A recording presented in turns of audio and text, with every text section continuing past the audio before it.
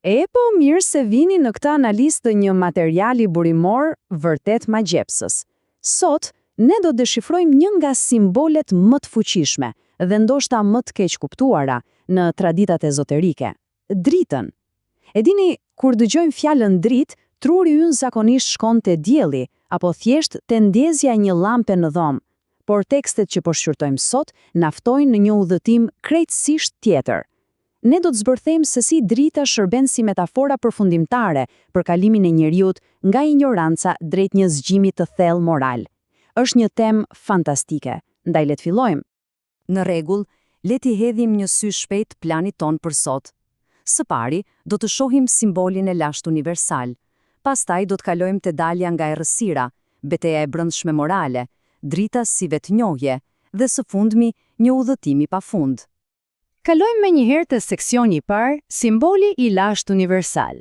Mendoni pak për të, që nga agimi i njerëzimit, drita është parë kudo si simbol i jetës dhe i syhynores. Mjafton të kujtojmë egjiptianët e lashtë që adhuronin vetë diellin fizik. Në pothuajse çdo traditë filozofike, errësira është barazuar me humbjen e drejtimit, ndërsa drita me gjetjen e së vërtetës. Por, ja ku bëhet vërtet interesante. Tradita masonike e merr këtë simbolik të vjetër sa vetë bota dhe e kthe në diçka krejtësisht të brendshme. Nuk po e kërkon më dritën jashtë në qiell, por e përdor atë si një kornizë tepër specifike, si një metodologji pune për iluminim moral dhe transformim total të vetvetes. Pra, pika thelbësore që duhet të mbajmë mend nga ky burim është kjo. Kur flitet për dritën në këtë kontekst, duhet ta fshijmë plotësisht idenë e një fenomeni fizik. Ne po flasim rreptësisht për simbolik. Drita këtu përfaqëson dijen, vetëdijen, të vërtetën. Është pikërisht ai proces intelektual që ndërhyn për të marrë të gjitha të kaosin ton të brendshëm dhe për ta transformuar në harmoni. Me pak fjalë, është thjesht drita e mendjes dhe shpirtit. E cila na çon te seksioni i dytë, dalja nga errësira. Burimet përshkruajnë 3 hapa shumë progresiv të këtij procesi, të quajtur hyrja në dritë. Hapi i parë është jashtëzakonisht domethënës.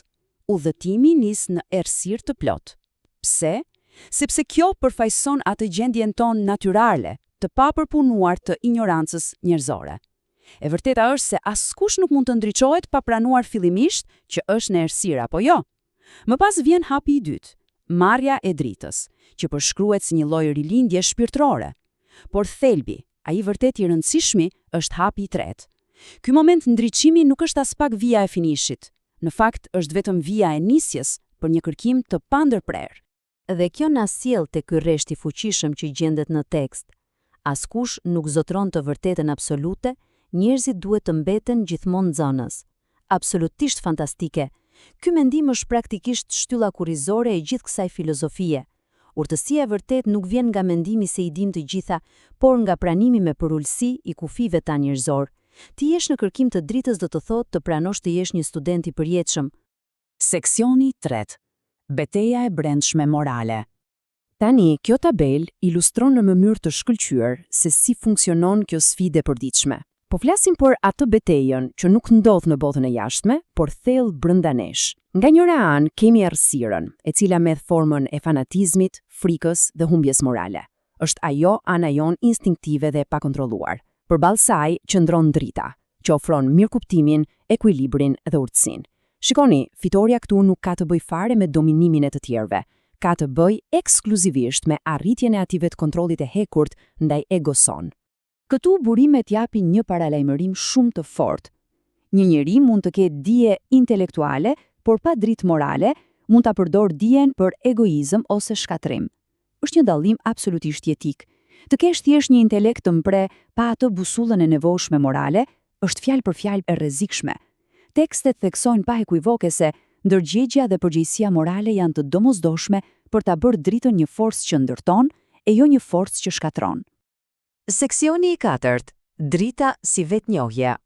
Zgjimi shpirtëror sipas kësaj tradite nuk ka të bëjë fare me dogma apo pranime të verbra. Zero. Është një ushtrim tejet aktiv i hapjes së mendjes. Kërkon që të shohim përtej asaj që prekemi fizikisht, të coptojmë iluzionet që shoqëria shpesh na servis si të vërteta, të vëmë në fre egoizmin ton dhe t'i flakim tutje para gjykimet e vjetra. Vetëm kur fillojmë t'i bëjmë këto hapa, mund të fillojmë të flasim për një harmoni të vërtet të brendshme. Dhe e vetmja mënyrë për të arritur këtë është përmes një autokritike të pamëshirshme. Burimet na shtyn të bëjmë pyetje të rënda. Kush jam unë? Çfarë dobësish kam? Cili është qëllimi im? Si mund të bëhem më i mirë? Qëllimi nuk është të ndriçojmë dhomën, por të ndriçojmë ato qoshet më të errta brenda vetes. Dhe le të jemi të sinqert, shpeshherë ky proces dhem sepse kërkon dershmëri absolute për të metat tona. Por pak të përballje, harrojeni, transformimi është i pamundur. Dhe kështu mbërrim te seksioni i 5, një udhtim i pafund filozofik. Nëse thellohemi akoma më shumë, burimet theksojnë se harmonia universale nuk është thjesht një fjalë e bukur apo diçka e rastësishme. Universi funksionon me ligje tepër të sakta, me një ritëm dhe ekuilibër fantastik. E gjithë ideja e këtij kërkimi të brendshëm për dritë është pikërisht përpjekja për të sinkronizuar jetën tonë të përditshme me këtë rend makro. Ne po përpiqemi që ekuilibri ynë i brendshëm të bëhet një pasyrë e ekuilibrit kozmik. Tingëllon si një sfidë e madhe apo jo? Atëherë, çfarë duhet të marrim me vete nga e gjithë kjo? Cili është thelbi? E para, e vërteta do punë, kërkon angazhim ditor. E dyta, rritja personale nuk është një projekt me afat dorëzimi, është proces jetësor. E treta, siç e përmendëm, dija pa moral nuk vlen asgjë. Dhe ndoshta, më e rëndësishmja nga të gjitha, asnjë ndriçim, sado i vogël, nuk vjen nga jashtë. Çdo gjë fillon nga brenda nesh. Asgjë tjetër nuk mund ta zëvendësojë këtë punë personale. Cikli mbyllet duke u rikthyer te ai rregulli i vjetër i artë, sa më shumë mëson njeriu, aq më shumë kupton se sa shumë mbetet ende për të mësuar. Është ai momenti i bukur kur njohuria kthehet automatikisht në modesti. Na kujton se ndërtimi i atij tempulli të brendshëm moral është një punë që zgjat gjatë gjithë jetës. Ne jemi thjesht nxënës në një rrugëtim të pafund. Dhe për ta mbyllur këtë analizë të sotme, le ta lëm këtë pyetje që të qëndroj pak me ne. Nëse kërkimi i dritës është me të vërtet një rrugëtim që nuk mbaron kurrë, atëherë çfarë errësire, çfarë frike ose çfarë paragjykimi po zgjedhin të ndriçojmë thellë brenda vetes son pikërisht sot? Përgjigjet e vërteta nuk do t'i gjeni në ndonjë libër apo shpjegim, ato gjenden vetëm te guximi për të përballur me veten. Udhëtimi sapo ka filluar. Faleminderit që më ndoqët në këtë eksplorim.